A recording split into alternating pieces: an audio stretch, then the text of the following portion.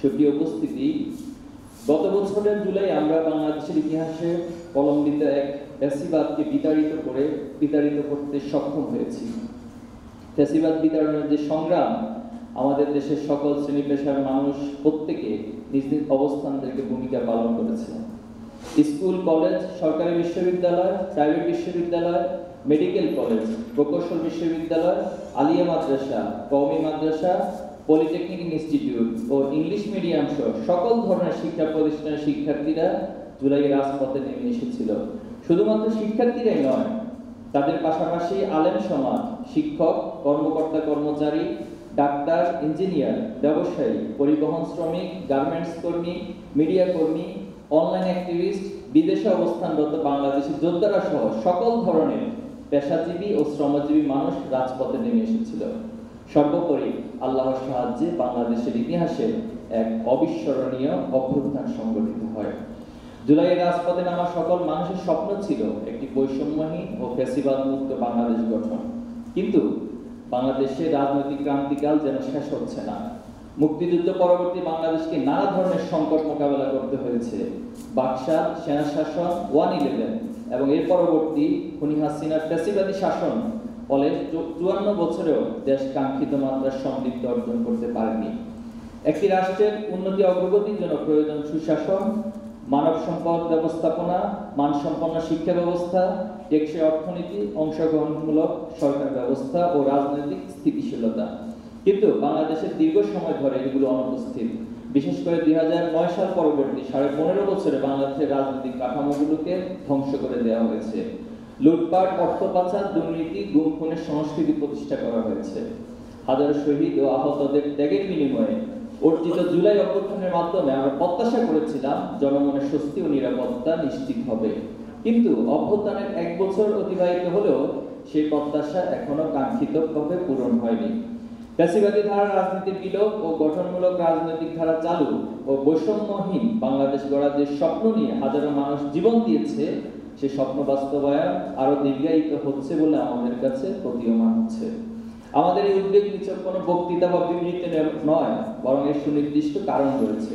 প্রথমত, ফ্যাসিস্ট হাসিনাকে যারা দানবে পরিণত করতে সরাসরি সাহায্য করেছিল, তারা এখনো সরকারের গুরুত্বপূর্ণ চেয়ারগুলোতে বসে আছে। অন্তর্বর্তী সরকার প্রয়োজনীয় সংস্কারের লক্ষ্যে কিছু কমিশন গঠন করলেও আমরা মনে করি ফ্যাসিবাদের দোসরদের পদে পদে বহাল রেখে এই সংস্কার সম্ভব নয়। গণহত্যাকারীদের বিচার ও তার দোসরদের শাস্তির আওতায় না আনলে জুলাই অভ্যুত্থান কখনোই সফল হবে না। আহতদের সুচিকিৎসা, শহীদ পরিবার ও পঙ্গুত্ব বরণকারীদের পুনর্বাসন প্রক্রিয়া এখনো কার্যত দৃশ্যমান হয়নি। আমরা শুরু থেকে এই ব্যাপারে সরকারকে পরামর্শ ও সতর্ক করে আসছি এবং আহ্বান করে আসছি, কিন্তু দ্রুত ও কার্যকর কোনো পদক্ষেপ আমরা দেখতে পাইনি। দ্বিতীয়ত, জুলাই অভ্যুত্থানে কাঙ্ক্ষিত রাজনৈতিক সংস্কৃতি পরিবর্তন না হওয়া আমাদের অন্যতম উদ্বেগের কারণ। আমাদের উদ্বেগ আরো বাড়িয়ে দেয় যখন একটি নিপীড়িত রাজনৈতিক দল নিপীড়কের ভূমিকা অবতীর্ণ হয়। এরকম রাজনৈতিক দলের বিগত 15.5 বছর অপ্রাপ্তির হিসাব মেলানোর প্রতিযোগিতায় তারা এখন দেশে বিশৃঙ্খলা ও অশান্তির প্রধান কারণ হয়ে দাঁড়িয়েছে।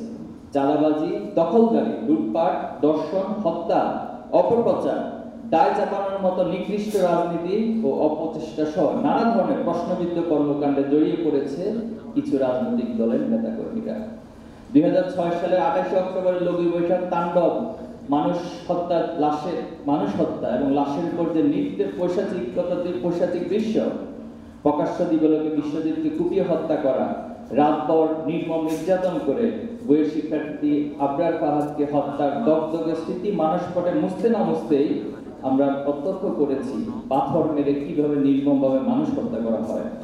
শুধু তাই নয়, অন্তঃকন্দর ও আধিপত্য বিস্তারকে কেন্দ্র করে গত 1 বছরে 1.5 শতাধিক মানুষকে হত্যার ঘটনা দেশের জনগণ প্রত্যক্ষ করেছে। জুলাইয়ের প্রথম বার্ষিকীতে এসে আমরা দেখি জুলাই শহীদদের স্বপ্ন পূরণে যেরকম সিরিয়াসনেস নিয়ে ভূমিকা রাখা প্রয়োজন ছিল, কিছু মানুষের শিশুসুলভ ও অপরিপক্ক আচরণের কারণে জাতি হিসেবে আমরা তা পাইনি।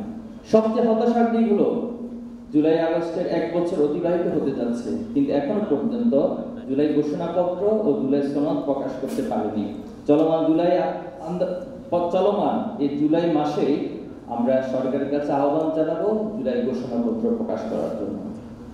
ছাত্র শিবির শুরু থেকে জুলাই স্পিরিটকে ধারণ করে নতুন বাংলাদেশ বিনির্মাণে একটি ছাত্র সংগঠন হিসেবে যেভাবে ভূমিকা রাখা দরকার, আমরা আমাদের সর্বোচ্চটুকু দিয়ে সেই চেষ্টা চালিয়ে যাচ্ছি।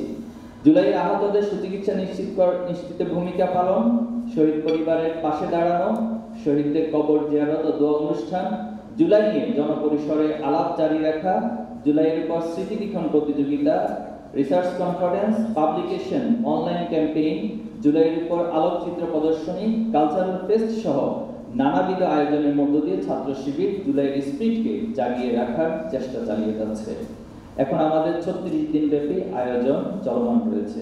আমরা চাই অন্যান্য ছাত্র সংগঠন, রাজনৈতিক দল ও সকল পেশাজীবী যারা রয়েছেন তারা জুলাইয়ের স্পিরিটকে বজায় রাখার জন্য নিজ নিজ ক্ষেত্র থেকে সক্রিয় ও সুদৃঢ় ভূমিকা পালন করবে।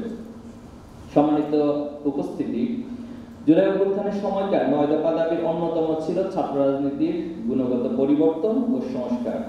দেশভিত্তিমূলক ছাত্র রাজনীতির জায়গায় ছাত্র কল্যাণমূলক ছাত্র রাজনীতি প্রতিস্থাপন হবে। অধিকাংশ ছাত্র সংগঠন রাজনীতির গুণগত পরিবর্তনের চেষ্টা করলেও কিছু ছাত্র সংগঠন বাধা হয়ে দাঁড়িয়েছে। শিক্ষার্থী নির্যাতন, ক্যাম্পাসে আধিপত্য প্রতিষ্ঠার জন্য নানা ধরনের ষড়যন্ত্রের পাশাপাশি ছাত্রলীগকে পুনর্বাসন ও লাল সন্ত্রাসীদের দিয়ে ক্যাম্পাসে অস্থিতিশীল পরিবেশ তৈরি করার চেষ্টা চালিয়ে যাচ্ছে। ছাত্র সংসদ ভিত্তিক ছাত্র রাজনীতি ধারা চালুর মাধ্যমে কেবল কাঙ্ক্ষিত সংস্কার অর্থবহ হতে পারে। ছাত্র সংসদ হলো শিক্ষার্থীদের এক বৈধ প্ল্যাটফর্ম, যেখানে তারা ভোট দিয়ে তাদের প্রতিনিধি নির্বাচনের মাধ্যমে নিজেদের দাবি দেওয়া পূরণ করে থাকে। এর মাধ্যমে শিক্ষাঙ্গনে আধিপত্য বিস্তার ও লেজুর ভিত্তিক রাজনৈতিক সংস্কৃতির অবসান ঘটে এবং মুক্তবাদ ও স্বাধীন বুদ্ধিচর্চার মাধ্যমে ভবিষ্যৎ জাতীয় নেতৃত্ব ও ছাত্রবান্ধব ছাত্র রাজনীতির বিকাশ লাভ করে।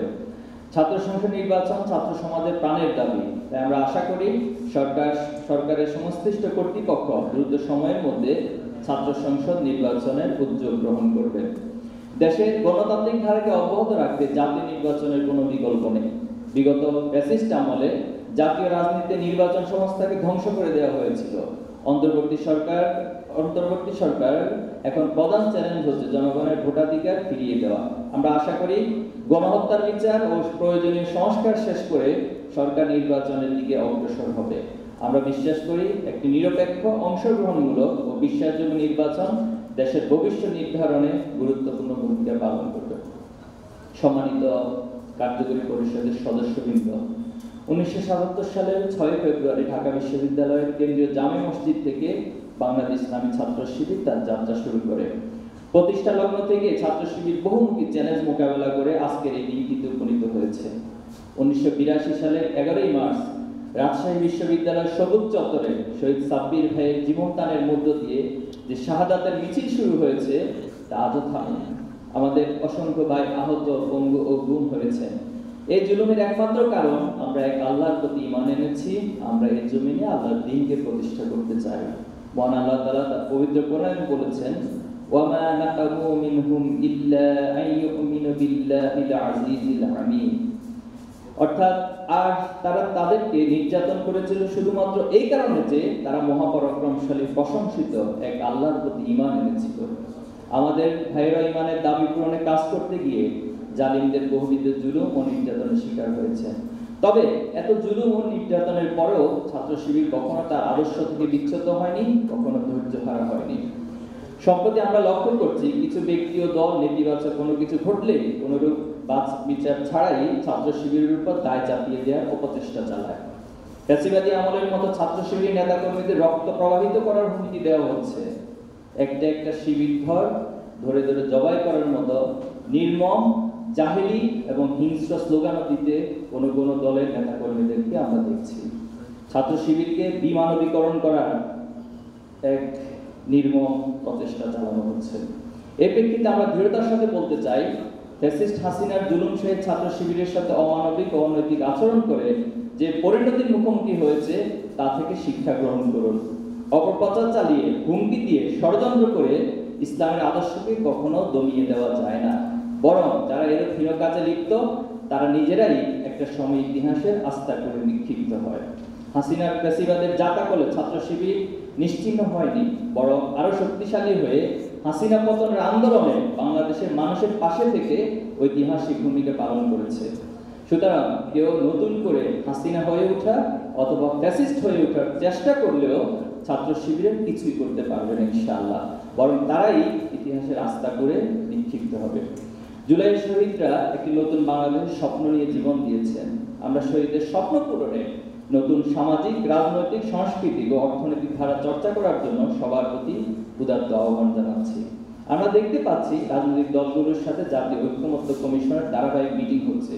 এটি একটি আশার দিক। আমরা আশা করতে চাই শহীদদের স্বপ্ন পূরণে নতুন বাংলাদেশ বিনির্মাণের ক্ষেত্রে আমাদের রাজনৈতিক দলসমূহ এবং তাদের নেতৃত্ববৃন্দ ঐতিহাসিক ঐক্যমত্যে পৌঁছাতে পারবেন ইনশাআল্লাহ।